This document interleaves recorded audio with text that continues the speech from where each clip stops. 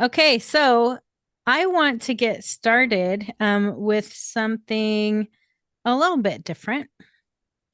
Um, I want you guys to think about, are there any subjects that you have been curious about that you would like me to teach on? Okay, so think of any sort of subjects or questions, I guess. Doesn't have to be a question, but it can be anything that you're curious about that you're like, oh, I'd really like to hear a teaching on this or something like that. Is there anything that the Lord has been speaking to you about or you can think of like that? Being an eternal student who sometimes I believe I'm quite slow is like, oh, I wish Christine had kind of like mentioned this yesterday because it takes me like 50 years to think of anything when I'm asked a question. I should have, but only about how 12 minutes ago did the Lord tell me to ask you that.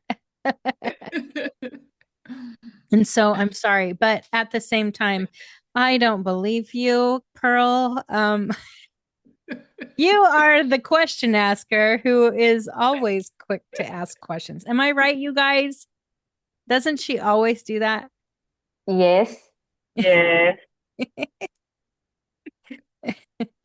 I get questions while you're talking, but if I have space to think, then it's like my mind becomes the space. There's nothing in it. You know, I should know that about you. It's true. I can tell you're an introverted thinker. Um, I am the opposite. I am an extroverted thinker. So I only process out loud. It's kind of funny. Or by writing, I suppose. Either way. Yeah. Okay, so I'm going to try and compose the question while I'm talking because oftentimes I understand or I process as I'm speaking. So last night I was having an encounter with the Lord about, hold on, let me try and phrase this now. Um, my soul, that's where it went. Oh my gosh, I wish I'd written it down now. I keep forgetting to write them down. So as the Lord was talking to me about my soul, he had shown me that some time ago on this, during the healing course, he showed me this vase where the fragments of my soul were like on the ground, and I could see like a play button in some of the fragments. So, long story short, they were all put back together, and the vase where he put all the pieces back together were glued with what looks like gold in between all the Mm. fragments. However, this morning, I sense him. So let me try and kind of go back into the encounter as I'm talking. Oh, even though they were all put back together, I sense the Lord saying, I still need to call them, speak to them back into this reality. So in the spiritual realm, the Lord has put them back together. But I felt this subtle leading of speaking to them and calling them back for some reason. It's not a calling back as to form again, but it's like telling them to remember who you are. As I did this, I could feel like this thing coming out of my body, which I've been feeling for the past couple of months or so. Whenever I pray in tongues or when I engage, it's like I can feel these, oh my gosh. You know, when you can feel just like this, oh my gosh, I can't find a word. It's not quite tingling, but like a radiation coming out of my body. And I'm never sure whether that is me being delivered of something or whether that is an interaction and a reaction of my body from my interaction with the spiritual realm. Mm-hmm. I told you I was thinking as I was talking because that doesn't make much sense. I was struggling to put ideas together. No, it makes sense to me. Um, yeah, I would, it seems like I think it was Amanda who said this above. Oh here, hold on. No, Myrna said, release them from heaven to earth and into your mountains. Um, yeah, so and she said frequency. I would say um so I doubt it's deliverance. But what happens when you are going through any kind of bodily stuff with your soul? Um, is your body starts releasing any kind of trauma or anything like that. And so it manifests very differently in different parts of your body and even depending on what emotion was there. So, like for instance, you have some stuff stuck in that part of your arm, probably that is releasing whenever you are engaging, especially probably speaking in tongues. I would think speaking in tongues more than just regular engaging. Am I right? Um, it's all a combination. So I might start off speaking in tongues and then I begin to engage. And even as I breathe in and breathe out, it's like mainly the bottom half of my body, like my legs. I can just feel like radiation, or someone said frequency, just being released from my body, especially as I breathe out. Or sometimes the other thing that happens is that the moment I engage with,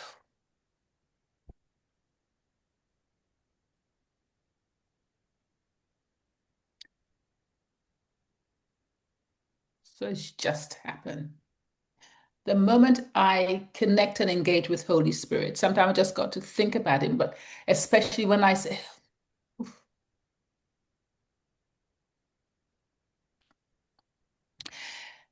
there's this long extended breath that comes out of me the moment I say Holy Spirit.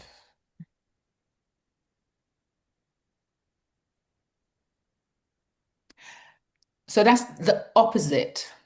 I know that reaction is definitely of Holy Spirit, but the other one, when I'm engaging, because it's been released from my body, especially my second half, like from my waist down, my legs, and it's often in bed at night because I tend to do a lot of engaging, like early hours in the morning, after 3, 4, etc.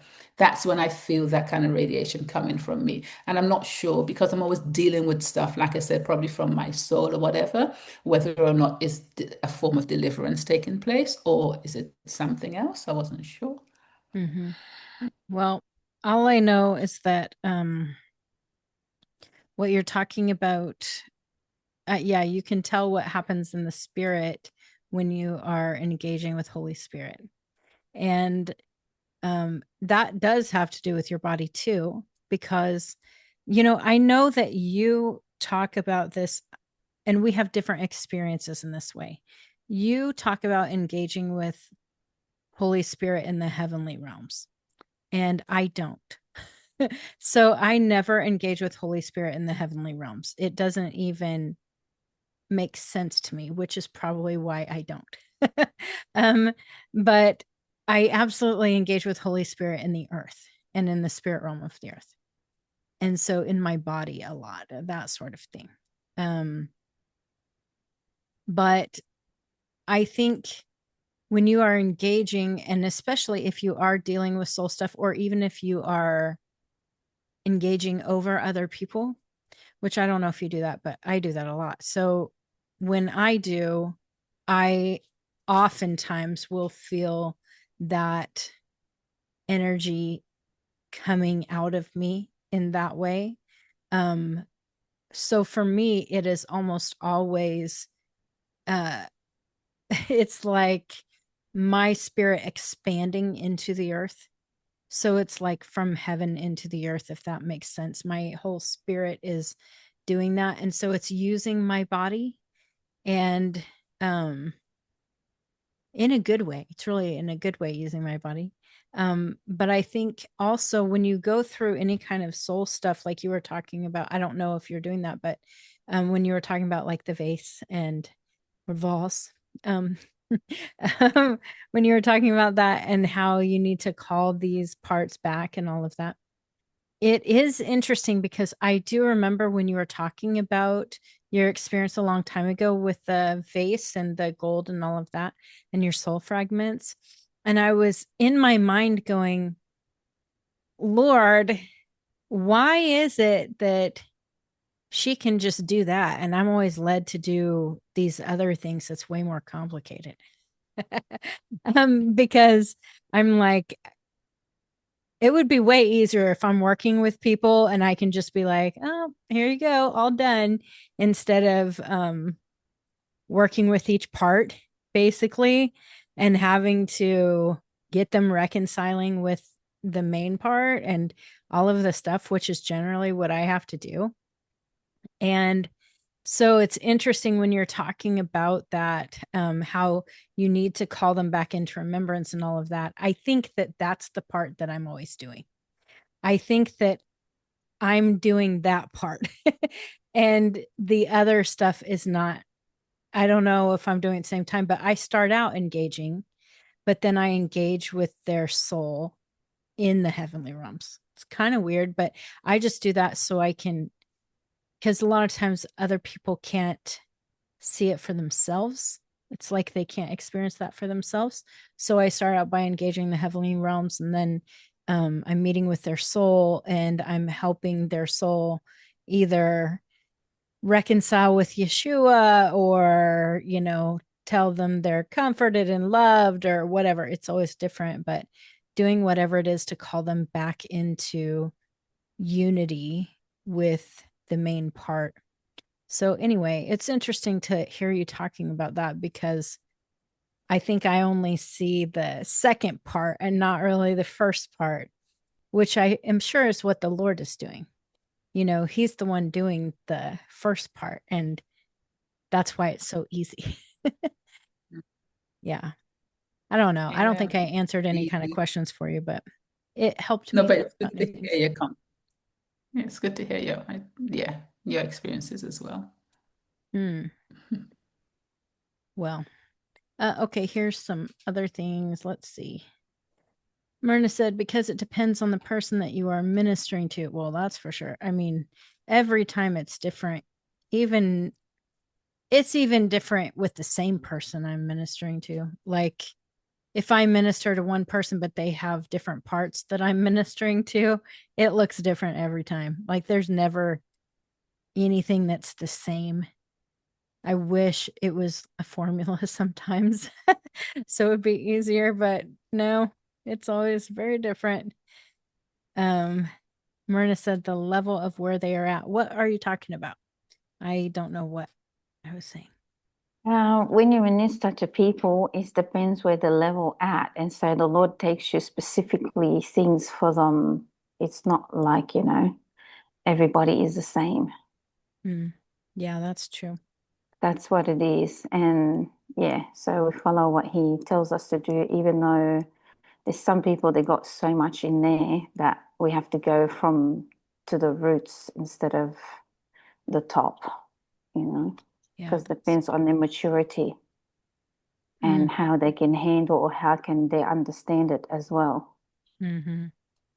Yeah. Yeah, it's interesting because I'm thinking of this one person I minister to all the time, like every week, and um she's very mature in the spirit, very mature.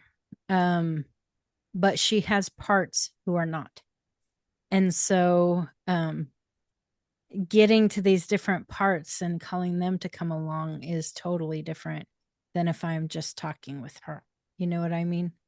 And it sounds Yeah. like I'm not talking, she doesn't have DID or anything like that. It's just there's a lot of fragmentation that has happened because of attacks. And that happens a lot with people who go through major trauma, They have a lot more fragmentation. And so it can be complicated. Complicated to me. It can even be very easy for the Lord sometimes, but it's not always. And I have learned something interesting lately. It is not always easy for the Lord, for the Father, which I had in my mind that everything's easy for him. I don't know why, but I've been like so shocked recently at some of the work that he's doing and how much I would say trouble he's having. And it's not that he can't, it's just, it's like he does something and it's undone, and he does something and it's undone. And so I'm sure it has to do with what he's doing, coupled with what those in the earth are doing as well, for things to be undone. But it's so interesting to watch. And he often will be like, Christine, just leave me to it and leave me alone, which is so funny. It's not like he wants me to leave him alone in general, just like not bug him about the process. And he keeps saying it's because I won't understand. And so, okay, Lord. And so I'll check in. Do I need to do anything? Just leave me alone and leave me to it. And I'm like, okay. So it's really interesting how, you're not always called to be a part of the process. Oh, I've got another question then in that case. okay. And it's making me wonder. That time when I went, when the Lord took me like into this, it looks like a shoot. No, like okay. So like in this house, and in one of the rooms was like a door in the floor. We went down the stairs once we opened the door in the floor, went down the stairs into what looks like a tunnel. And this is where he said to me, even though there weren't any kind of like unclean spirits around, and water started filling the cave tunnel where I was with him, he said to me, even though that area is being cleaned of unclean spirits, there was still an atmosphere that I couldn't sense. So I said, when he kind of like said to me in my spirit, and I'm saying, oh, there's nothing here. He then said, there is still an atmosphere. I had a similar knowing when it came to my soul, even though the Lord had put it all back together. And I sensed as though there was like an atmosphere where he said, more or less, speak to whatever it is, the area, and call them back, like remind them, call, oh my God, what are the words? Like, more or less tell them to remember who they are, Right. even though they're here, tell them to remember. So the question is, even though the Lord has put me back together in my soul, and also when I went into that cave area where he took me and there was nothing unclean there, is it, I shouldn't say is it possible, because with him all things are possible. Why is there still an atmosphere even though unclean spirits are gone? Why could there still be an atmosphere? I didn't know that that thing exists, because you said once the evil spirits are gone, then the whole thing is cleared. What, twice now I'm getting the Yeah, understanding that there isn't, that an atmosphere had to be moved or cleaned out. yeah. Okay, so this is my experience with spaces like that, which might clear up some things in your own revelation with the soul parts, maybe. I don't know, but um so for some reason a lot of people ask me to go and like do a walkthrough of their home to clear out. Generally, they're talking about clearing out demonic stuff. Okay. But there is more to it than just demonic things, and it is that atmosphere. And what the Lord shows me when I do that is he'll show me what has happened there. So it may not have anything to do with demonic things, but it could have to do with trauma and how it changes the atmosphere. So it's kind of like it changes the frequency of the room, if that makes sense, or the place, until it's reset. And so what that can do is cause more trauma there. So, like, for instance, I was doing a walkthrough of someone's house in England, actually. But I was doing it online. I do this a lot with people. So kind of like we just met on Zoom and she walked me through her house. It was a new house she was moving into, and she and her family. And so I did this walkthrough, and then the Lord started showing me this arguing and stuff that happened in this bathroom. And it's like there wasn't demonic things there. It was just this that happened. And so then we just had to call the Lord into it and do whatever he led us to do to clear the space. And it's almost like it's then able to be reset to a neutral kind of space. You can always, I mean, sometimes he'll lead you to call angels there or something, and that'll change it in a even better way than neutral. But a lot of times he shows me that even if demonic stuff is gone, that there's still like trauma that lingers. And I think that that's what happens in our bodies a lot too. I see that a lot in bodies. So even if I'm not having some sort of demonic thing in my neck, like this happened the other day. I was at, I have a doctor that I go to now that I love. And he's a functional movement specialist. But anyway, he was trying to help me with some neck and neurological things and stuff like that. And so he was pressing on these different parts. I don't remember exactly where, but it was like somewhere here. And all of a sudden I start crying, but it's not because it hurts or not because I'm dealing with anything, but there was trauma stuck here in this muscle area. Usually it's stuck in fascia. But anyway, it was stuck there. And as he was pressing on it and rubbing it out, I mean, it just started releasing. And when it releases, it'll give a reset to my body and put it in that neutral zone again that it's kind of meant to be. And so after that, I've always had a problem, always that I can remember, of being really tight in all of my muscles. And like almost everyone goes, "Oh, what you so stressed about?" I'm like, I think I'm fine. I seem fine. In my mind, I'm fine, but my body is holding a bunch of stuff. And I think that that happens to anything physically. So it's like it physically happens in our body, it physically happens in the air. It can happen, it can be on objects. It's like a frequency that keeps things stuck. And so if we can clear that out, for me, I don't know what I'm doing. So I just ask the Lord to show me what to do. And so, yeah, I don't have any sort of protocol for it like my doctor does in the body, but I don't know. So I just do whatever I'm led to do. But anyway, does that make any sense? Does that help at all? Yeah, it does actually. And Amanda mentioned emotions, anxiety, anger.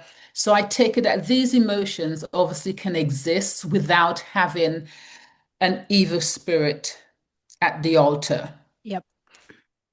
So if I can use this mug again, this mug has a frequency, this flask has a frequency of its own. Right. However, from what you're saying is that if there's a trauma, okay, my arm has a frequency of its own. And if there's a trauma, then that trauma probably covers the frequency that's there. Like, I don't know. So It therefore, changes the frequency. So it ah, doesn't cover it, changes it. changes it. So that's Ah, how we end up having sickness and illness, is because our ah, frequency lowers. So the lower the frequency, the more sick and ill you get, the more depression you get, the more anger you get, and then oh, until you die, because a zero frequency is death. So yeah, ah, so it will change that until we reset.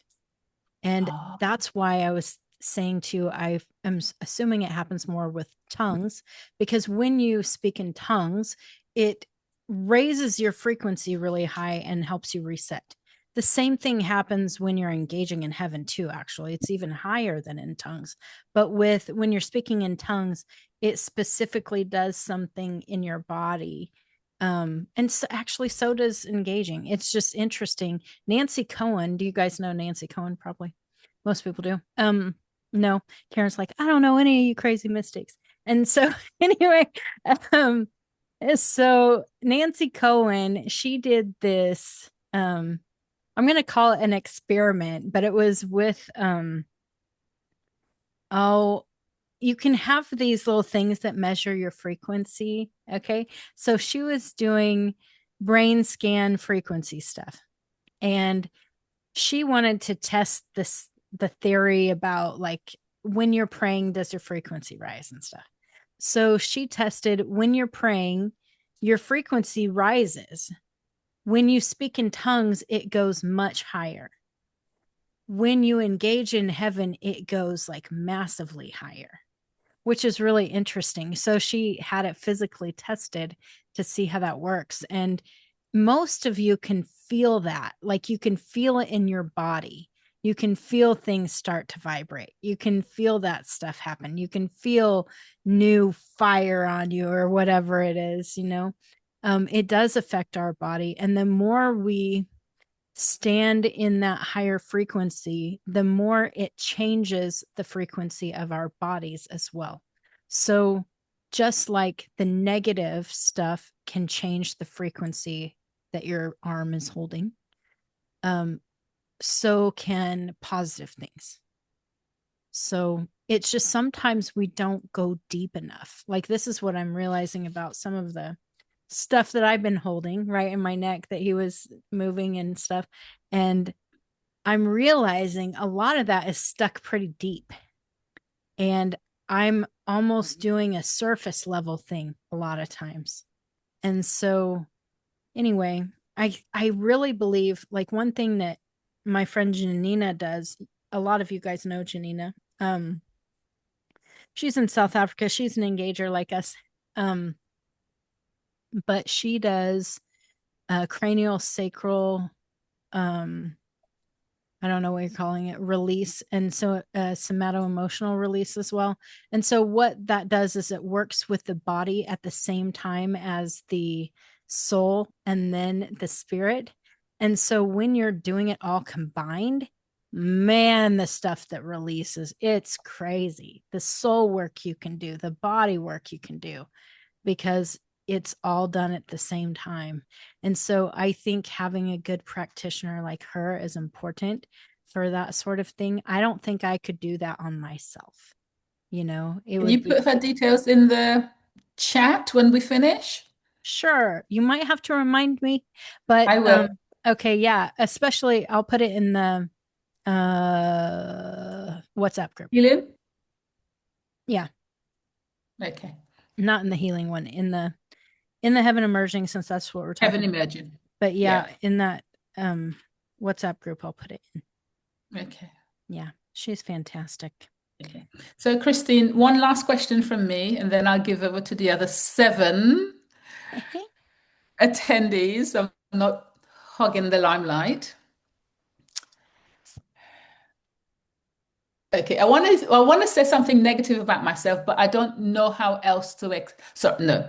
I want to describe something about myself, but I can only think of it in a negative. Oh no, you have just come to mind. So I am learning how to, rather than saying a negative, you have just like I can hear you say, I am healing, I'm getting better. I am learning how to release things from my body, or so I think. But I'm not getting very far, or I'm still like, I don't think it's happening.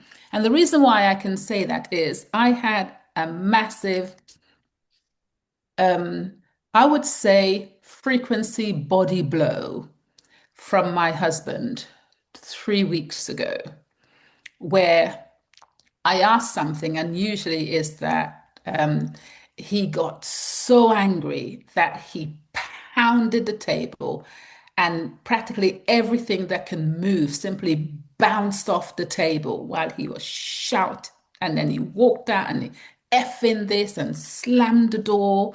And I felt like a frequency shot, like the reverberation of literally something solid in my stomach. And I can still feel it there, the shock of that. And even though I have forgiven him, I know I no longer trust him because I do not have that relationship with him. But I know forgiveness is for myself. I can still feel that in my stomach. Mm. And I don't know what else to do in order to release it. And I know I'm trying with the Lord, but you know, when you're like a baby and you're trying, you're not really getting anywhere. Can you tell me again, please? And I'm not saying I'm looking for a formula per se, but it's just nice to see an example. And I know the kind of person I am. I would go back to the Lord and say, you teach me your way of doing it. Sure. Can you tell me how I could deal with that trauma in my stomach, please? Yes. First of all, a lot of times if you're feeling stuff in your stomach like that, it is a childhood thing. So even though this just happened, it's now attaching to something that happened in your childhood. Okay. So if that's the case, you probably need to go, Lord, what in the heck is the root here? Because I thought it was just my husband. But it's very possible that your husband then made that come to life, if you will, not in a good way, but in that way. And so you need to deal with the root of it. So what I have done in the past, actually working with Janina, I was doing this a lot. If you feel that still in your body,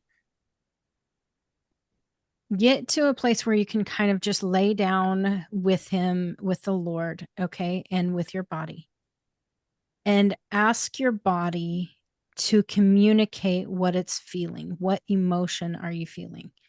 And you will feel or hear or something, whatever it might be, whether it's fear, just like someone just said.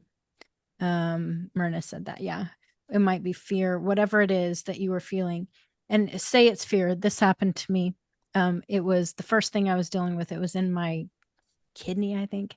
I don't know. But anyway, it was fear that came up. And so then I was led to ask, okay, when is the first time that you felt this fear? And then I'm just waiting and waiting. And then all of a sudden, I have a memory that pops up. And for me, it was this time when I was, gosh, I don't know, like 3 or something. I was very small and I was trick or treating and I was with my aunt. And this came up, this guy like popped out to scare us, but it scared the crap out of me. Like, I was little. And so for me, it was a major scary thing. And so I recognized, okay, this happened. And then I was kind of led to ask, so what did I need in that moment? And I felt like I needed to feel safe.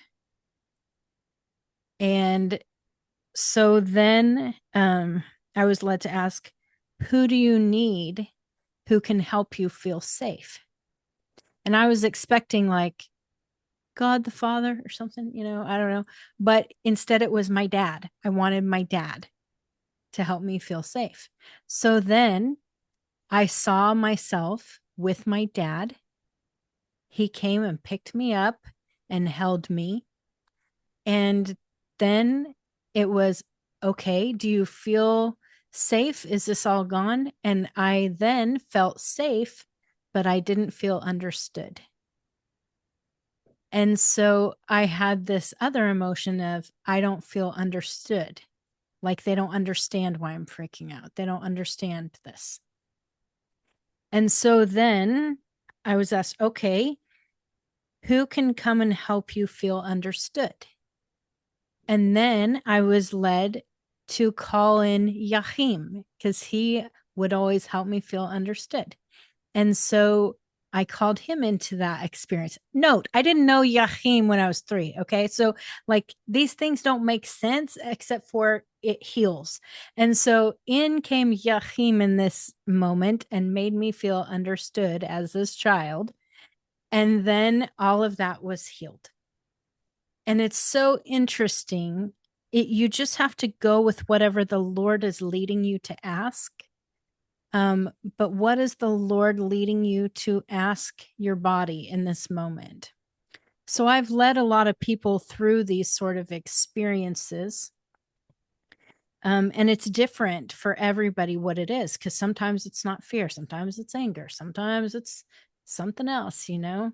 And so you just have to do what you're led to do. But that's what I would do, especially because a lot of times when you're feeling stuff in your stomach or, yeah, your lower abdomen area, that is like a childhood root. But honestly, it could be anything, could be that. It's definitely, I would guess, it's probably where one of your parts fragmented. And so now one of your parts is reaching out, hurt, and needs help being called back to where it's supposed to be. Right? Thank you. Yeah. As you were speaking, I was thinking, Christine did tell us this probably a couple of times. Sorry. I No, no, do no, no, no. repeat It's not. It's myself. not that. No, it's not you. It's like me. It's like, I obviously didn't go over those notes and do what she said. Otherwise, I would not have been asking the question, and she would not have been repeating herself. Well, I feel like I need reminded of my own things like this too. Because at one time that was something that was very easy and I knew very well. And then I go a couple years and totally forget that that even exists and that you can do that. And so, you know, I feel like I'm always growing through the same stuff. Thank you for repeating yourself. Yeah. Pleasure. I yield to the group. You yield. I feel like Amanda's wanting to say something. Are you? No, I was just gonna say it's okay to repeat. A Thank lot of that stuff that we have is like childhood stuff, like just you. like Christine was talking about. I've done a lot of emotional and digging deep because the father had told me like 10 years ago that I needed healing in my soul. And so it actually led me to Christine and everything when she first started engaging heaven. I didn't know that. That's cool. Yeah. hmm I was so desperate for it. And not that I'm totally completely healed, but it's like it's always a learning. I don't want to leave but it's not learning, and it's always that is a sister to the Father Hmm. in the heavenly realms. And there's so many entities. Not always Okay, say this again. You just like did a weird thing with the microphone.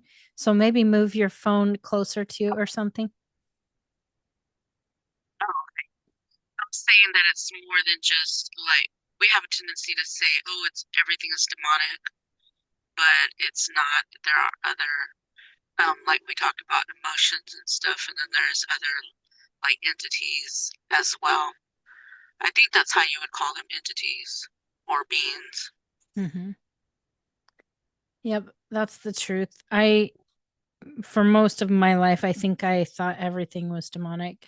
And I was like, oh, that's demonic. Oh, that's demonic. Everything was demonic in my mind. And I would always think, oh, we need to cast that one out and that sort of thing. And the Lord has thankfully grown me up a lot and shown me actually it's not nearly as much demonic as I thought. Like There's still demonic stuff. Don't get me wrong. It's a real thing, but not nearly to the extent that I thought. And so a lot of times when stuff is happening, it is deeper things that is our own trauma or even generational trauma, because we carry a lot of things. And that's the other thing, when you find the stuff pearl, you might find that the root is before you, especially with all the epigenetic stuff that has been found lately, scientifically, about how, I don't know if you guys know what epigenetics is, but it's basically where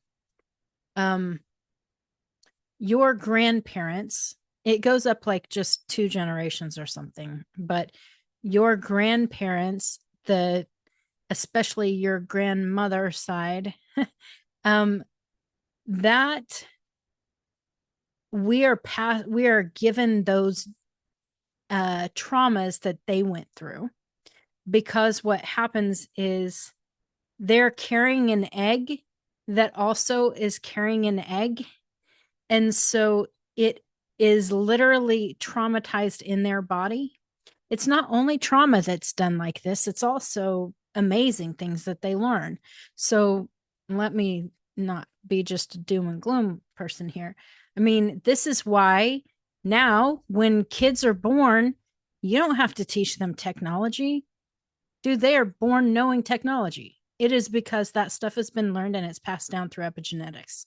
And so it's how you have these, it's how our species adapts, basically, is through epigenetics. And so things that happen with trauma, you learn to avoid. Whether you actually went through it or not, it's taught to you through epigenetics. And so, yeah, this is how, like, dogs know exactly what to do in certain situations, even though they weren't born in the wild. They just are taught that's passed down in their genetics.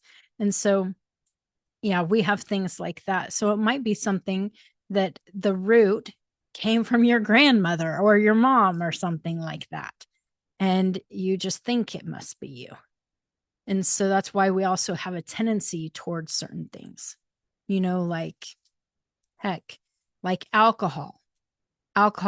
It's not that is something we have to do, but it's something we have learned is a response, right? So, this will help me feel better. And so, like, for me, I have those tendencies. I don't drink. I don't drink at all, but I have those tendencies. Every time I feel like crap, I think, man, I want to get drunk. It makes no sense. I've never even been drunk. But that's like in me. And I feel this, like, I need to go find some alcohol. That's what I think. It is so funny. And it's like, and I know at least my great grandfather was an alcoholic. I don't know who else was in my family, but there's something in me that is still screaming, this is a good thing that'll help you, even though I'm like, I'm not doing that, So you guys are giggling at me. I don't know. The epigenetic thing, is that another way of the medical world saying that that's your genes? Things are passed down through your genes, but because it's epigenetic, it is simply passed down 2 generations, as in from your grandmother? Yes. So it's not a genetic thing like an eye color or something. It's only something that, yeah, it really is. They talk about it with trauma a lot, but it is a genetic thing. It's just not your normal chromosomes, if you will. So yeah, I don't know. I'm not smart enough to talk more on that, I think. Go look it up. Ask ChatGPT. I don't know. I get you. It's more like a cultural thing that's passed down. Like some things are learned, not like, sorry, are caught, not taught, but it's through the whatever the, okay. I It's think I through the understand. body. It is. Yes. So if I were adopted, it would still be there. It doesn't have to be through something I learn in natural life because I was born with it. like I said, think of technology. When I was in middle school, I was great at computer stuff, and I had to teach all the teachers how to double click because they were just terrible at doing the simplest of things, of double clicking a mouse. I had to teach all of them this stuff. Now, literally, kids are born into technology and there's no learning curve at all. You don't have to teach them how to double click. You don't have to teach them how to do anything. It's like they wake up and know how to navigate a phone. It is strange and cool, but it's something that we have adapted now to technology in a way that it is just easy, you know. Anyway, I know it's strange. Pearl's laughing because she was probably one of those who had to be taught to double click. I knew it.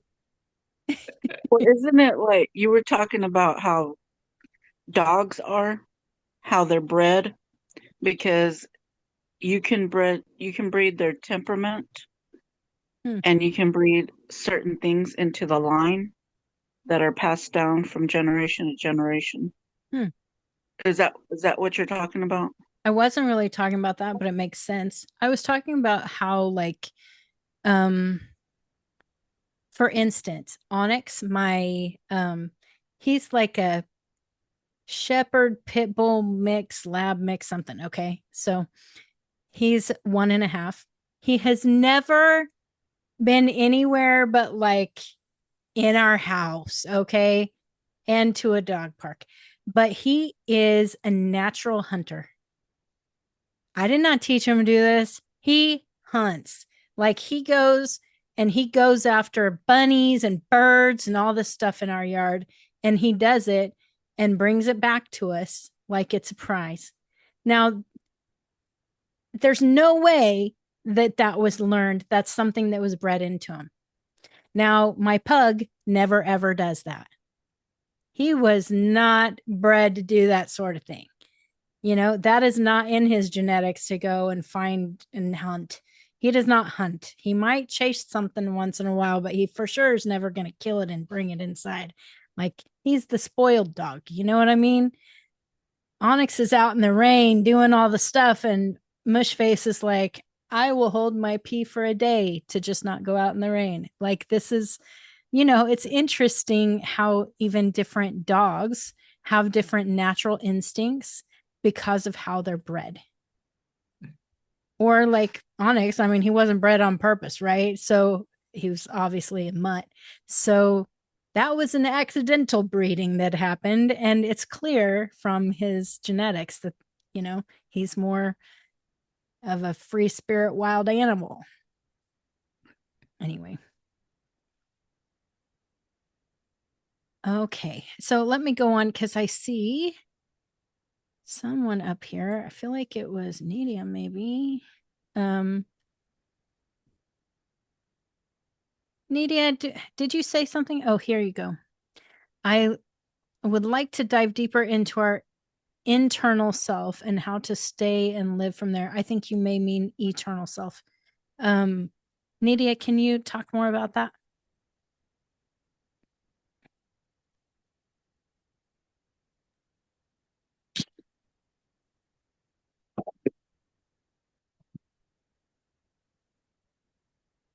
Are you there, Nadia?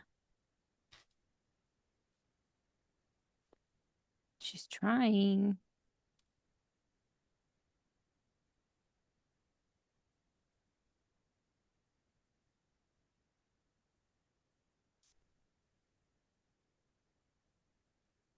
Okay, well, I'm not sure what you meant exactly. Nadia's internet keeps cutting off. Okay, sorry. Well, is there anything else that you guys have been wondering about or wanting to grow in, learn about, anything like that?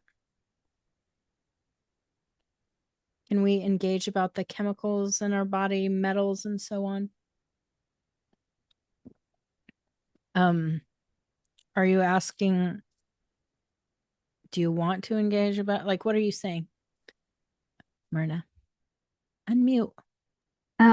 Because lately for the last 2 days, the Lord actually put it on my heart, and He told me that, um, like He revealed some information to me that any metal or anything in the body, that it doesn't be like I don't receive the full capacity what He's giving me.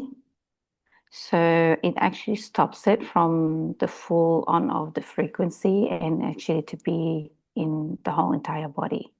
So whatever these metal or whatever it is, other things that it's in the body, it doesn't function as supposed to be functioning. Okay. And so is he telling you that you need to get rid of it, or what are you talking So about? I don't know. I wanted to engage to see what am I going to do about it. Am I going to wait on him to cleanse me? Am I going to do something like other things that he bring me somebody to actually clean it? I know that I went with a lady before, and she did most things like that. I did about a year and a half, or nearly 2 years, to clean all the metal and things like that. Mhm. And I was like put on the machine and put things, and they see how the levels of it or whatever in my body and what do I need. And anyway, so I did that. But I feel like for the last 2, 3 days, that yeah, the Lord is telling me to concentrate on these things. So whatever the Lord provide for us, for me or for us, all of us, that would be awesome. Okay, sounds good. Let me just tell you this too, in case he Yeah. leads you to do something in the physical. Um, Janina is also quite the expert on chelation, which is, Okay. getting rid of all the metals and stuff. And so, Awesome. and she has a way that she has a machine that can test the frequency of your body. I don't know if you've done this with her before, but she has a machine that can test the frequency of your body even from far away. So, like, Mm. you can do it through the voice, and it is amazing. I've used this machine from a couple different people. Camille also does it, if you remember Mm. Camille. Um, Yeah. but this machine is very, very accurate, and I was shocked at how accurate it could be with just a voice recording.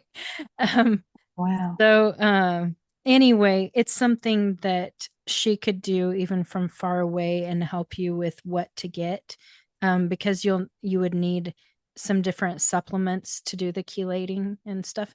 But anyway, just in case you're led to do that in the physical, I just thought I'd put that out there too. Okay. Thank you.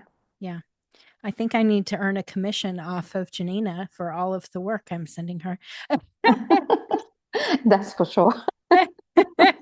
No, I'll tell you what, she spoils me. When I'm in South Africa, she does all sorts of amazing work on me for free just because I minister to her. So I can't complain. I don't need any kind of commission. All right. Well, how about let's engage over it real quick. How do you spell that? What am I spelling? Chelating?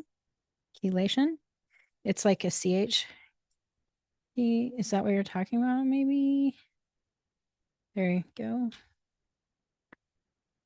And so that's getting rid of the heavy metals in your body. Um, yeah. She can also show you different things that you should avoid when you're going through that. Um, yeah, this machine is pretty cool. I don't remember what it's called, if I'm honest, but it shows you different systems of your body and what's missing and what you need to do and what you should avoid, at least for the moment. It's not like indefinitely, but what's going on with your body, what nutritional deficiency, even emotional things. I was really shocked one time I did this, and um, it said that I have a problem with biting. And I was like, how does it know that? Because I do, you probably all have noticed, but I bite the inside of my lips all the time. I'm constantly doing that all the time. And it's a problem that I don't notice I'm doing it, except for inside of my mouth is always all funky. It's fine, but anyway, really interesting. I learned that a lot of times when you're biting the inside of your mouth like that, that you have parasites. And I was like, really? I never knew that. I thought it was just a problem with me.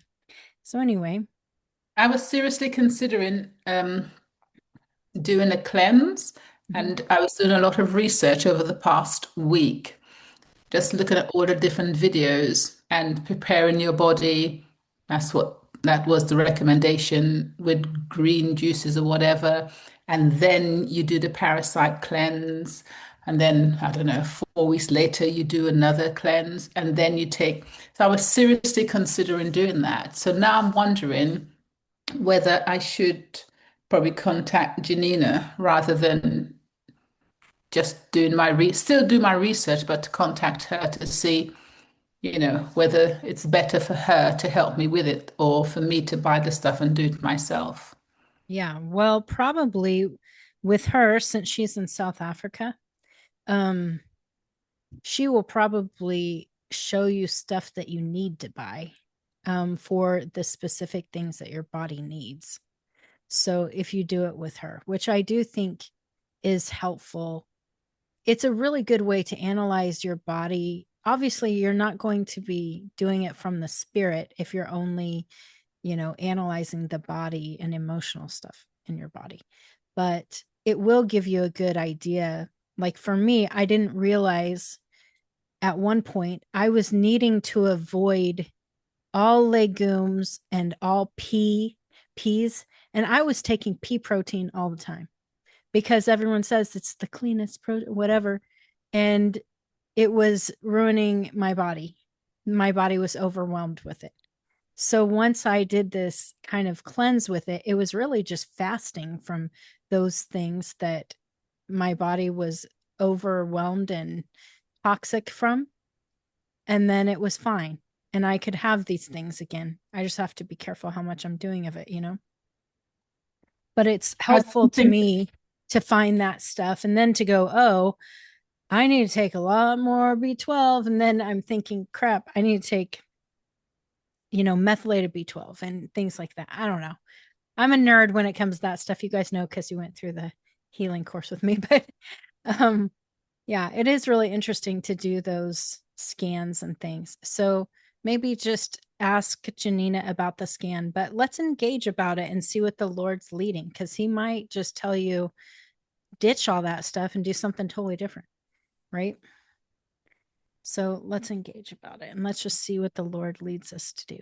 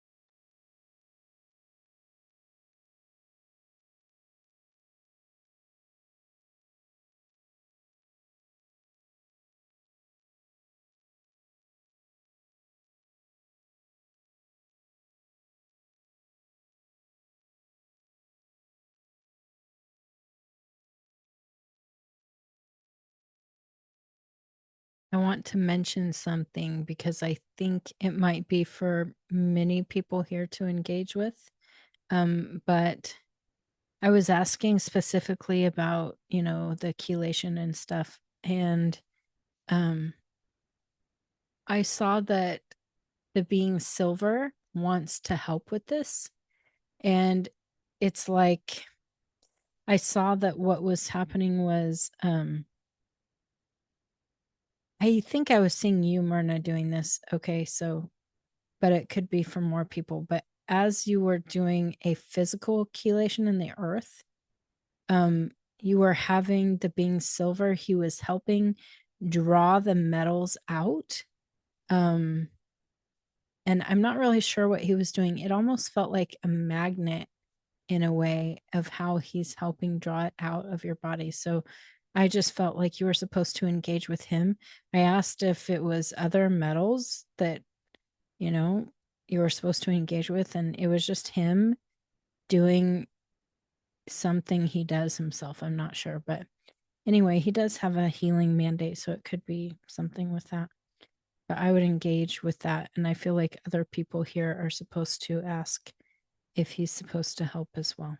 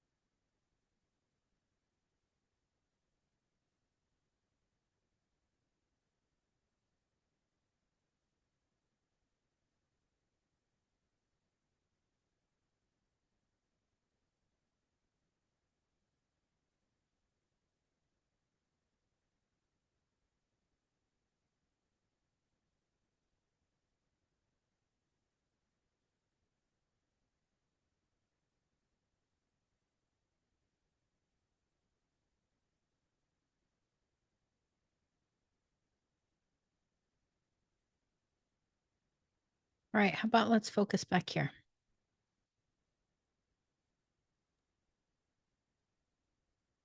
Anything you guys are getting that you can share?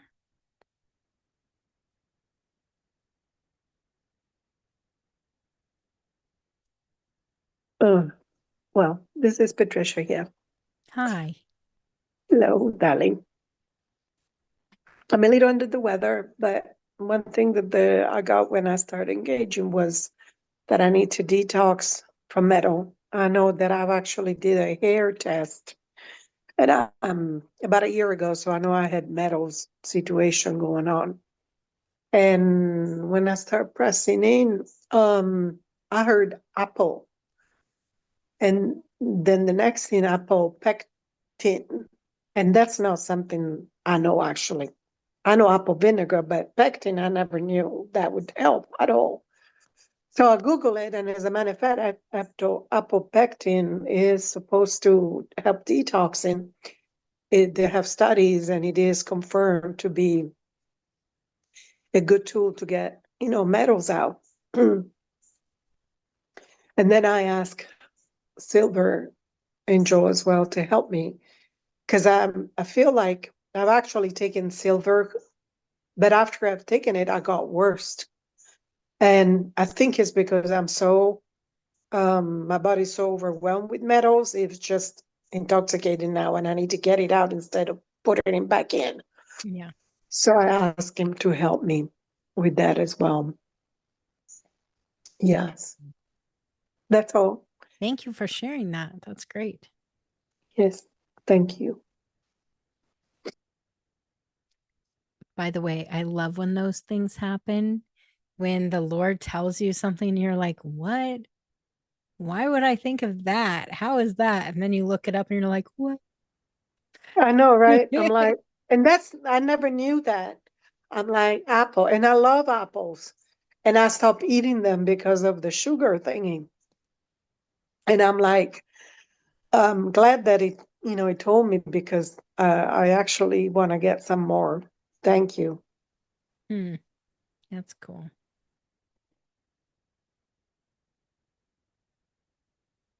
Anyone else?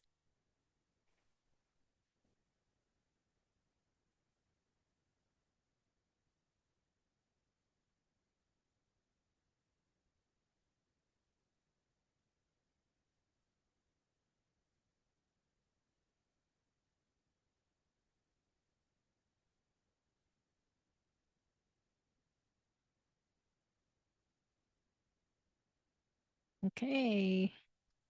No one got anything. I don't believe you. Okay. I know. Actually, I did actually get exactly what you said, but it looks sort of like bees. But to me, it looks like bees because this is, how they're all together and they're flying or something like that. But I think maybe it's not bees, it's metal, or they look like bees, or because they're going so fast. Or yeah. So exactly what you said was happening. That's fun. Yeah. Hmm.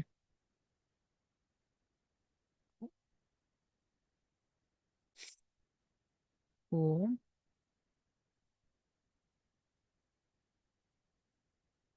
Well, how about this?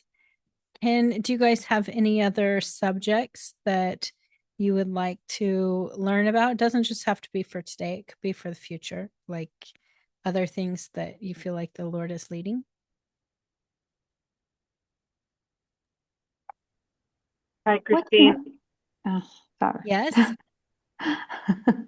What I wanted to do, dive deeper into your eternal image and just dive deeper on how we continue to stay connected, learn more about who we are. And I know that you've had chats about, asking the Lord to show you our scroll, our purpose. But I don't know if we can somehow dive deeper on how to continue living as your eternal self and how then that can then maybe even bring healing to our soul and our body or connect us to our body or I like to ask the Lord, maybe how do we reconnect or disconnect from our body, soul, spirit, like how that all functions and works and how we can just really, truly be free in an eternal identity and walk in that. Mm-hmm. Okay, well, I would love to talk more about that. In fact, today I was really wanting to. Just because I feel like that's something that the Lord has had me focusing on so much recently. That it's what's in my spirit constantly now. And so I would love to talk more about that. I do think it could probably be a whole session. And so perhaps next week I'll dive pretty deep into that. Or deeper. I don't know if it'll be pretty deep. We'll see. Some of you might be like, this is child's play. And others of you might be like, whoa. So this is kind of how it always is. I feel like it hits everybody a little differently. But yeah, I would love to do that. So let me I'll take a note on that With so I can. this this week I saw myself. So I understand. This makes sense. Being indigenous descendants from Mexico, I know I have indigenous blood, but the Lord showed me that I actually have some Aztec blood, Mexica blood. It's not doesn't surprise me, but at the same time, it showed me how a lot of I don't know, unfortunately, I don't know much of my history, and that's something that I'm going to need to learn more about. But how that even clashes within my DNA. So I'm part of Mexica and part of something else, like other ancestries, and how they're like clashing. And that reminded me of watching this movie called The Sun. And it talks about the conquista and how indigenous kind of that were taken over by the Europeans, blah, blah, blah, blah. And I was like repenting for what I thought was my side was indigenous, but then the Lord showed me that I also needed to repent for the other side, the European side, because I had European blood. And I was like, what? I got to repent for both ends. Like, I have sin for both. Not that I have sin, but you know what I mean. We're talking about the DNA stuff. Yeah. And it brought a lot of peace to me. And so I was like, oh, and so I think that kind of has to do, okay, so that was like two years ago. And now as I continue to engage, the Lord showed me, and I actually saw myself as an Aztec, but I was under the sun reign. And I was like, what does that mean? So now I got to go dive deeper into like, okay, under the sun's reign. So I guess the deity, their God was the sun, I'm assuming. And how does that all work? What do I got? Like now I don't have to, I love to go and seek further. What does that mean for me? Because part of it is good, right? There's good, there's positives and maybe not some positives, like the blessings and also not the blessings. And then just kind of dive deeper into that. And that, how does that then relate to my internal image, right? And it's like we have an internal image which is above everything, but then we're here on earth and now we have a body that has DNA from generations, and that also plays a part into who we are. And so I would like to learn more. That's awesome. I love it. That's fun stuff. Can I tell you something really interesting? It's just story time. It's nothing that. Please do. Okay, so there's this person who was like a family member of a family member kind of thing, but not my family. And she went into this major demonic psychosis sort of thing. Okay, so she had like I now know she had different parts that were attached to different demons. Which, by the way, you can have these different parts. They can be attached to different demons, but they don't have to be either. So don't assume. But anyway, but she was being completely taken over by these demonic things manifesting in her body. And no one knew who to call but me, of course. And so I'm here trying to do it. And this was kind of when I was first starting to engage, but hadn't fully, very first, like within weeks kind of thing. And so I had always done spiritual warfare from like deliverance kind of stuff, you know what I mean? Casting out the demons, fighting with them, that sort of thing. And so people knew that about me. So they would call me for that sort of thing. And so I was dealing with her, and these demons would manifest and like make her, they would take stuff from her bloodline and manifest these things she didn't even know about.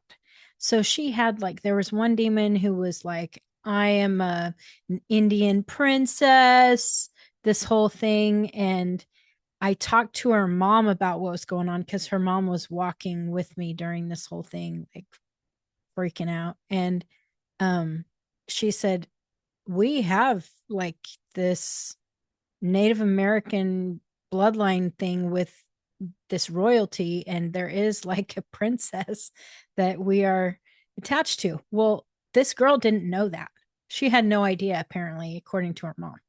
And so it's really interesting how these things, they will take parts of your bloodline and attach to it to manifest and to almost take on that identity.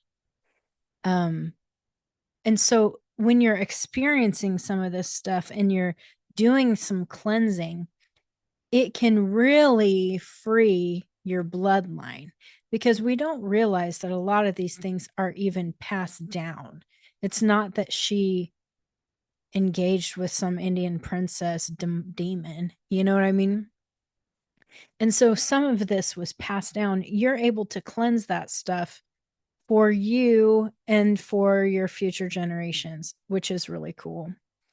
And so it is important to do some of this work that other people don't know about, they don't care about, because probably you're the one in your family who will change your whole future. You know, you will redeem, you will take these curses and turn it into blessings.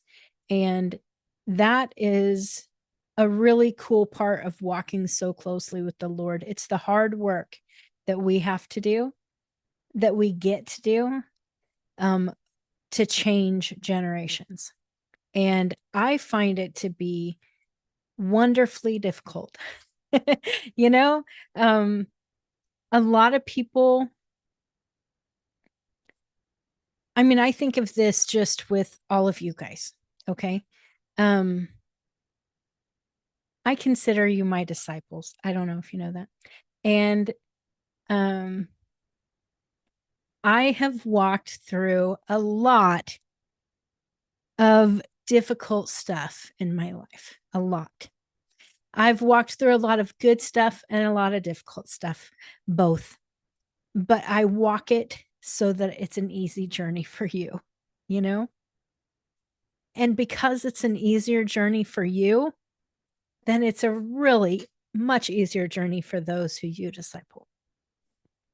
And I consider it a privilege, not something that I regret. I have people go, but how do you do this? How do you go through so much? It's just intimacy with the Lord. That is the only way and the biggest blessing, because I get to go through all of this stuff before anybody else. And I get to also have a really awesome relationship with the Lord because of it. And you guys get to do the same thing. Like you walking through this discovery and cleansing of your bloodline stuff, and finding out more about stuff you're attached to, and even maybe, I don't know what you would call it. Some people will call it different life, different lives you've lived. I don't know.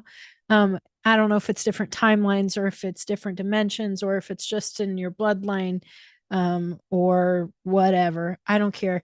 The whole point is you're diving into the richness of this. That is, you're the first one, you know, you're the one who's dealing with it all, but you're going to have such an amazing blessing of relationship going through it. It's so good. It's like, I want more. I want to just be the one who goes after the crazy, weird stuff that nobody else will, because it brings me closer to the Lord with like so much more richness, even if it's hard, right? I love it. So, yes, dive in after it. It's exciting. That was so random. I'm sorry for I always do this. But it's so interesting to me to find these things out. I feel like the Lord has let me experience a lot of strange things so that I can be even more curious and go, what? How does this work? You know? It's lovely. Hey, you're welcome. Thank you. Okay. Myrna, I feel like you had something you wanted to ask as well. Yeah, I'm interested is in Melchizedek. What does he do? Ah, Okay, I gotta tell you a funny story right now. So on my timeline today, like I have Time Hop. Do you guys use that app, Time Hop? No. Okay. Well, it brings up whatever you attach to it. So I have my Facebook, my Instagram, my pictures on my phone all attached to Time Hop. And so every day it goes and shows me 1 year from now, 2 years from now, whatever I took pictures of or had posted about or something like that. Right. Well, anyway, so I was looking at Time Hop and I had taken screenshots of one of my accusers. Um, so if you don't know, probably most of you do. I've had a lot of haters, and one of them, I mean, blasted me big time on Facebook. But one of the things was about the Order of Melchizedek. And so it's funny you brought that up because I wow. was just watching this or just looking at it today and going, I can't believe she brought up Melchizedek and how it was so stupid. Anyway, I'm I'm excited to talk about Melchizedek and I think it's powerful. And so anyway, you want to know who he is, what he does, what do you want to know? His history, why we're in the order of Melchizedek. What do you want to know? Yeah, I'm interested because the Lord is actually getting me to be interested in him. It looks like he wants to teach me or to put him to teach me or something like that. So I'm interested, what does he do really completely? Because my heart is longing for him because the Lord put him in my heart. Yeah, that's why I'm interested. Okay, well, you should ask him instead of me. Um, you should ask Melchizedek. You should ask to engage with Melchizedek. So ask Yeshua to lead you. If you're supposed to, then it'll be good. And ask him all the questions because I know it's almost like saying, tell me everything about Pearl. Tell me everything she does and all about her. And I'd be like, well, she teaches English and she asks lots of good questions, but until you like actually get to know her yourself, you won't. It's not a I'm not the person to ask. Like you really should ask Melchizedek himself. So I know whenever I engage with Melchizedek, it's on the trading floors. That's almost always. He's also a part of our class, so a part of our school. So it is something that you can. I'm sure he would be happy to engage with you and teach you anything you want to know. What's his role in this class, in this school? Um, there's something special. I'm not exactly 100% about it, how it makes sense, but first of all, this whole thing about Kohen Gadol is under the order of Melchizedek. So that's probably a huge reason. But I do know there's something about how our classroom is attached to the trading floors. And so he has been a helper for our class in that way. And then, yeah, let's see. Can we invite him to class? He already is part of our class, but you can invite him to engage with you in class. And Nidia says, oh, yes, I'd like to know more about the Merkaba. Yeah, I feel like I'm not a good person to ask about that. Yeah.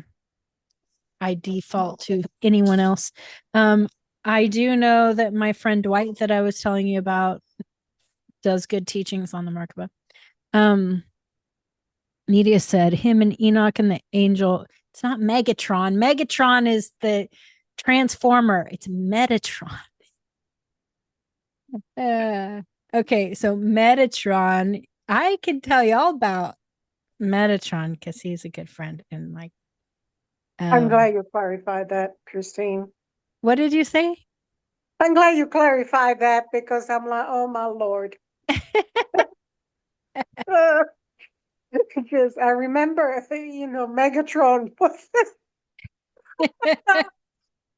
Yes. Oh goodness. No, it's funny. Yeah, so Metatron is who you're talking about, I'm sure. Um, my daughter's home. Hi. I didn't hear you. I'm sorry. I've been teaching and not paying attention. Sorry. So anyway, yeah, okay. I would love to dig more into that stuff. I hope you guys feel, well, let me tell you this. This is how I was when I very first started engaging heaven. I didn't really know that we could engage with angels. I always hit Pearl's like, yes, that's what I've been trying to say. Um, I grew up thinking only you ask God to maybe send angels to deliver a message or protect or fight. That's pretty much it. And I would only go through him to like send him and stuff. And so when Yeshua showed me that I had these two angels that were assigned to me and they were like standing kind of behind my throne, I was like, oh, well, that's interesting. And then all of a sudden I wanted to meet them. And I was like, I want to know who they are, like what is going on. And I wasn't like allowed to at first.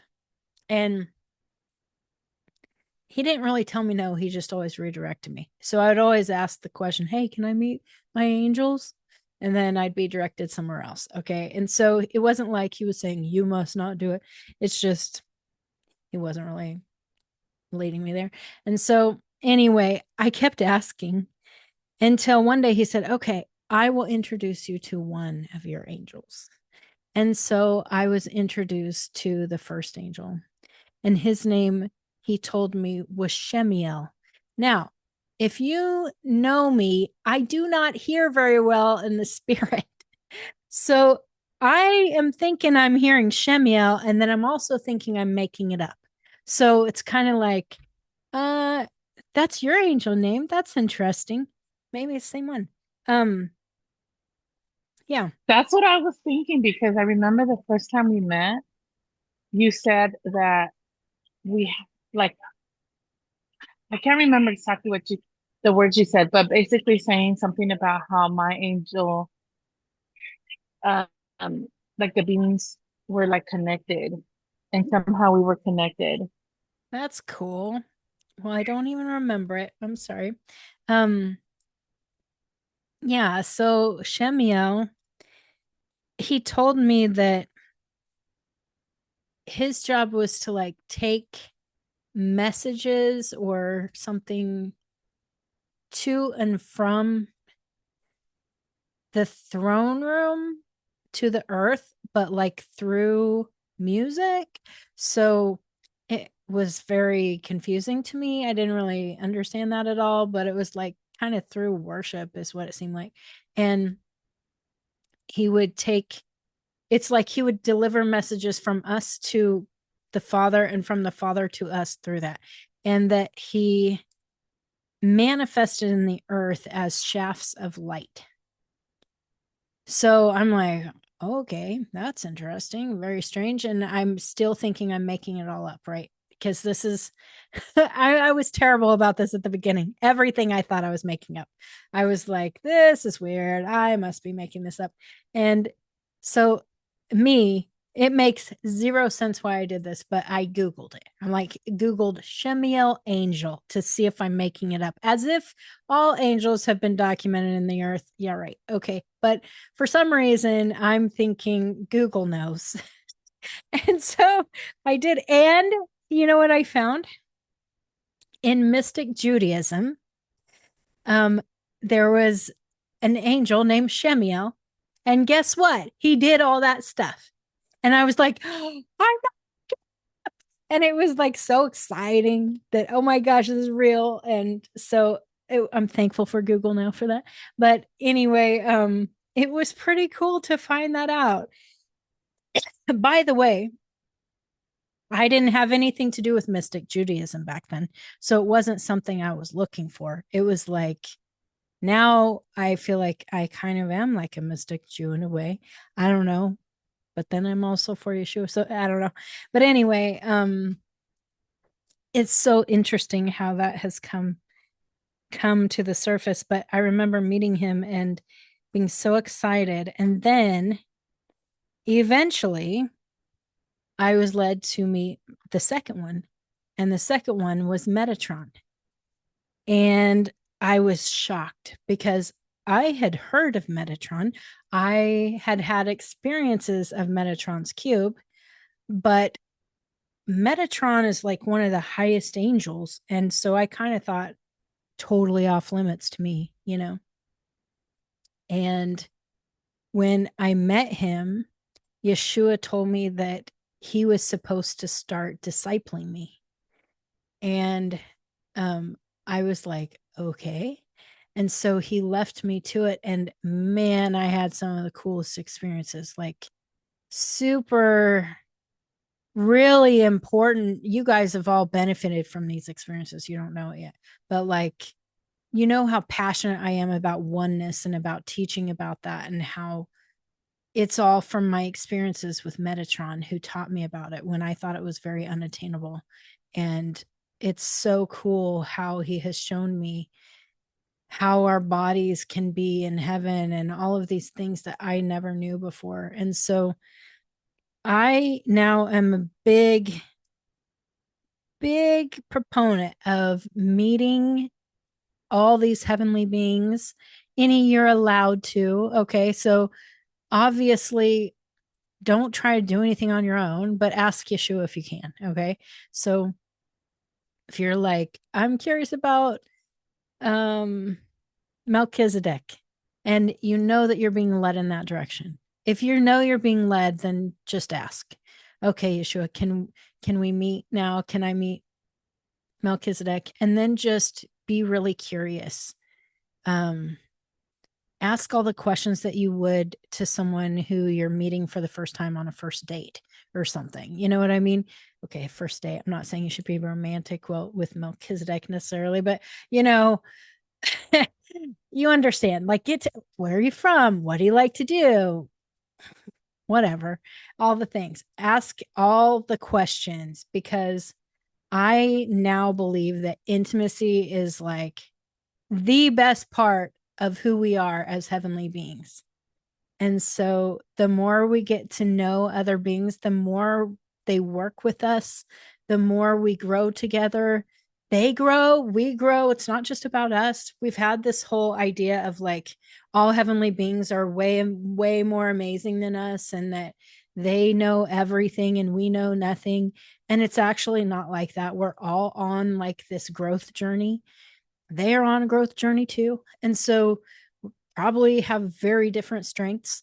They will have stuff to teach us for sure. We will have stuff to teach them. And so just be open about what that means. So funny. As I'm saying these things, I'm being reminded of that post that was blasting me. Another thing they were blasting me about was about interacting with angels and about teaching them and them teaching us and stuff. Hilarious. Anyway, funny how it's all coming to pass today. Well, okay, let's see. Amanda, you said timelines, present, past, and being off of our right timeline. You want to learn more about that, is what you're saying? Yes. Okay. All right. I'm going to write that down too. That might be a part of the eternal image teaching too, but honestly, I could do a whole teaching on timelines. I think I have before, but for sure, we can dive into that more. Okay. Anything else, you guys?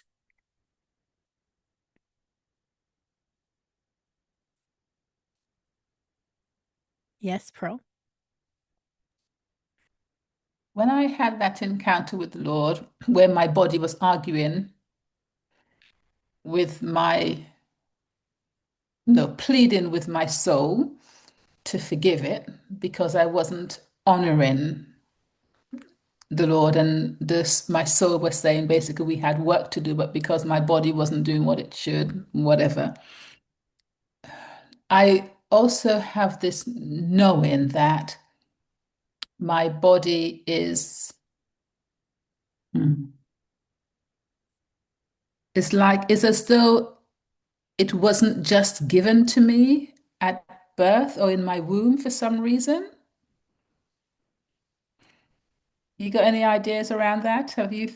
What do you It doesn't mean? mean like I've come from the past in like this physical body into this, but whether or not it was something within my design. Okay, so I think I'm getting the answers I'm talking. So even though my clay, whatever body was made in the womb, it is because God handled it, part of his being, that divine aspect of the Lord is within my physical body. Mm-hmm. Yeah. Yeah. I mean, for sure. Yeah. We each carry a part of him Mm. in our bodies. It's so Yeah. interesting because maybe it's just me, actually. I don't know if it's everyone, but I think it was an idea of the church that was part of culture. It's not like I heard a sermon about this or something, but as long as we can move on from these earthly bodies, because these earthly bodies are junk, but we want our heavenly bodies and all this stuff, right? But it was really about dying and everything being better if we can just get rid of this body. That was sort of the idea that I had for a long time. And because of that, I did a lot of cursing my body too. And I didn't care what happened to it. I was like, well, if I die, I could donate myself to science, or I could be cremated or whatever. You know, I had all these ideas. And because who cares? It's just the body. Yeah.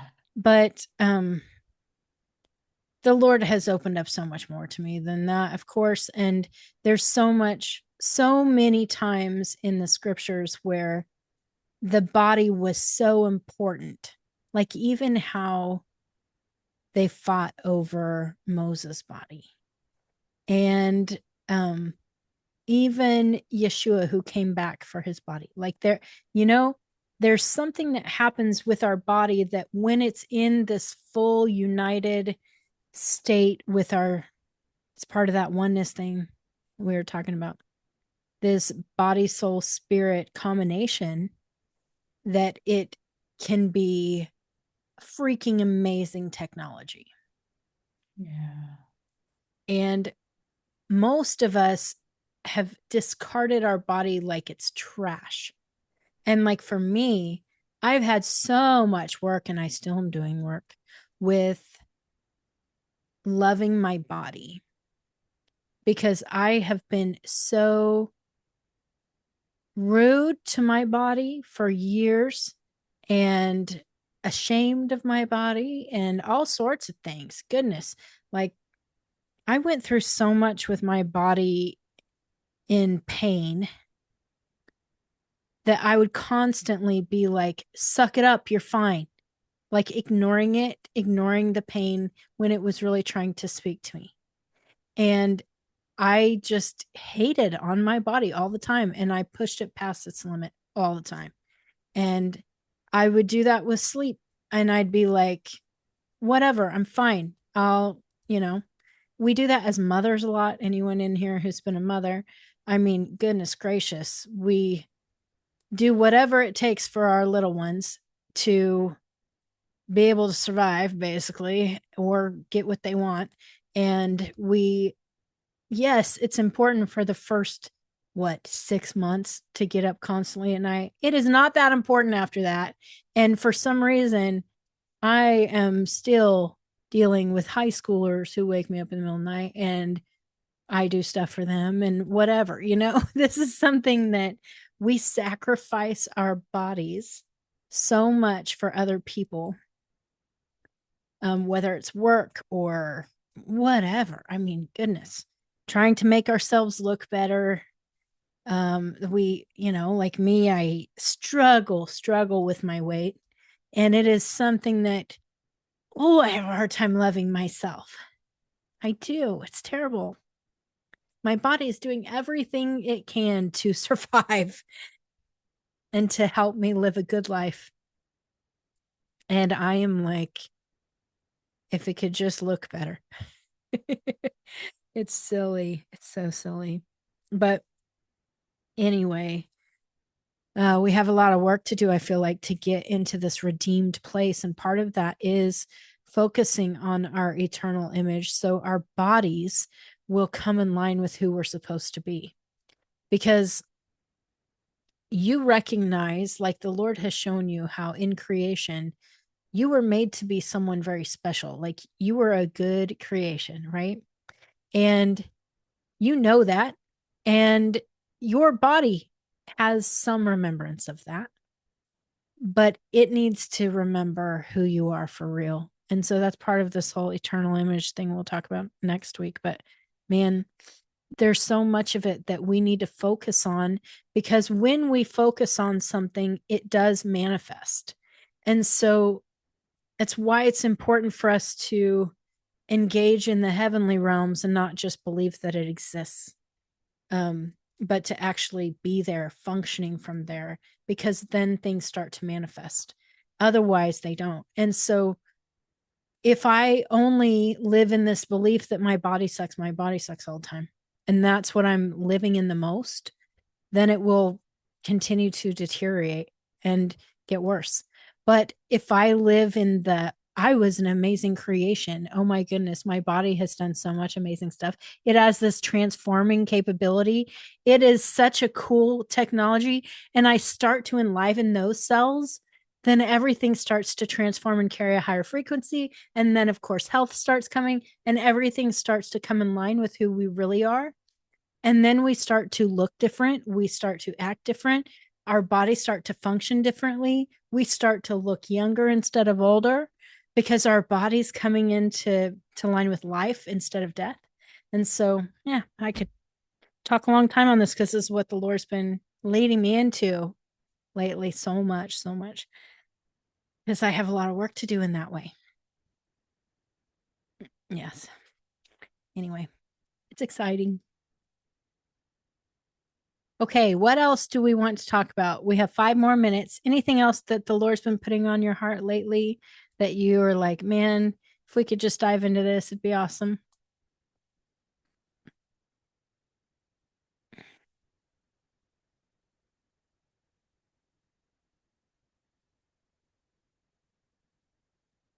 Nothing?